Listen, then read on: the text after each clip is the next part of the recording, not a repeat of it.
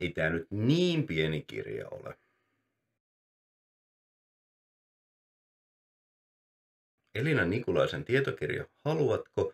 Pieni kirja suostumuksesta käsittelee nimensä mukaisesti seksiä, suostumusta ja siihen liittyviä asioita. Tämän kirjan ydinajatuksena on suostumukseen liittyen niin sanottu tattiperiaate. Se nimi on vähän huvittava, mutta ne kirjaimet tulee niistä suostumuksen perusperiaatteista ja sen huvittavuuden kautta tämä myös jää ehkä vähän paremmin mieleen. Ne kirjaimet tulee siis siitä, että suostumus on takaisin vedettävää, vapaasti annettua, tietoon perustuvaa, tiettyä ja innostunutta. Ja sitten näitä käsitteitä käydään tässä kirjassa läpi erinäisin populaarikulttuurin esimerkkien kautta ja muutenkin. Tämä on tosi hyvin kirjoitettu, tämä etenee hyvin eteenpäin. Ne populaarikulttuuriviittaukset on sieltä Hämähäkkimiehestä Twilightiin ja kaikennäköistä muuta, mitä sitten on tekijällä tullut vastaan ja muuta. Ne on hyvin mietittyjä, ne peilaa hyvin ei vaan sitä suostumusta itsessään kahden ihmisen välillä, vaan siitä, että miten näitä asioita esitetään meille esimerkiksi mediassa, etenkin amerikkalaisessa mediassa, ja miten se vaikuttaa meidän käsitykseen siitä, että mikä on normaalia ja mikä ei. Ja tämä on mun mielestä kaikin puolin semmoinen kirja, minkä toivoisi, että olisi ollut olemassa jo ysärillä, kun mä olin itse teini, että ne olisi voinut lukea silloin, vaikka toki tämä on hyödyllinen kirja aikuisillekin. Tämä on taas sarjassamme kirjoja, joita kaikkien pitäisi lukea. Ja mä toivonkin, että tämä löytää lukijoita, että tätä käsitellään koulussa ja ylipäätään tästä lyödään paljon rumpua. Ja tämä videokin, jonka mä nyt tässä teen, oli käytännössä tehty sen takia, että mäkin nyt omalta osaltani pienesti voisin saada tätä infoa siitä, että tämmöinen kirja on olemassa niin eteenpäin, koska jälleen kerran tämän tyyppistä tietokirjoista mulla on yleensä kauhean vähän mitään sanottavaa, koska ellei se ole ihan törkeen huono, niin se yleensä vähintään hoitaa asiansa.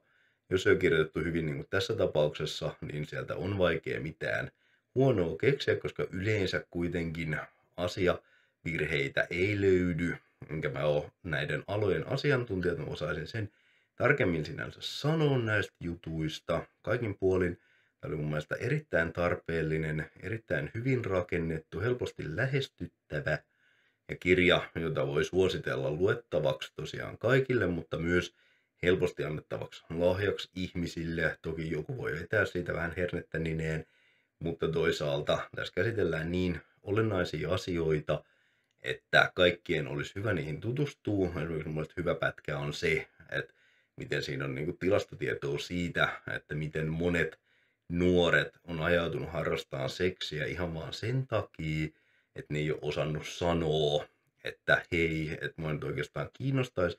Tai tavallaan, että sitten on voinut käydä myöhemmin ilmi, että kumpikaan osapuoli ei oikeastaan halunnut seksiä sillä hetkellä, mutta kun se tilanne oli menossa sitä kohti, eikä ollut työkaluja sit hillitä tavallaan sitä hetken liikevoimaa, koska on meille asetettu oletuksi yhteiskunnan ja populaarikulttuurin saralta, että miten nämä jutut menee, kun sitten taas olisi ollut hyvä olla sillä, että hetken, että aika lisää, että jutellaan vähän tästä, että mitä me itse asiassa halutaan, niin on se vähän tylsää, ja siinkin päätyy harrastamaan seksiä sen takia, että niin kuin tuntuu siltä, että pitäisi, eikä mä nyt tarkoita sillä että niin kuin tavallaan ihmissuhdepainostus mielessä vaan sen takia, että ei vaan yksinkertaisesti osata sanoa, eikä tavallaan hallita sitä tilannetta sillä tavalla, että pysähdyttäisiin miettiä, että onko tämä nyt kummankaan meidän mielestä hyvä juttu vai niin kuin, operoidaanko me tässä nyt vaan eteenpäin sen takia, että meidän päähän on syötetty näitä malleja ja sitten niin kuin pitäisi ehkä ajatella, että tämä ei ole välttämättä se juttu, mitä tässä nyt pitäisi tehdä, mutta kun ei ole sanoja, ei ole käyttäytymismalleja.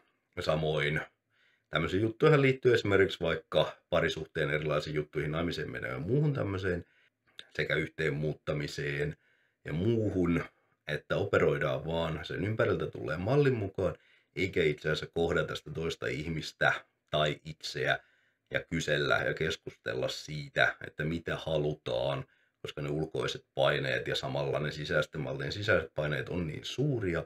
Sen takia tämmöiset kirjat on äärimmäisen hyviä. Mä suosittelen ehdottomasti, että luet tämä kirja, vaikka ei kuulostakaan siltä, että se olisi sulle tarpeellinen, koska todennäköisesti tämä ainakin herättää jotain ajatuksia. Jos ei muuta, niin sitten vähintään sen, että hei, mä oon hoitanut näitä asioita järkevästi. Ja jos se niin toivottavasti tämä antaa sulle työkaluja tehdä jotain vähän järkevämpiä ratkaisuja elämässäsi. Joka tapauksessa todella hyvä kirja, menkää ja lukekaa.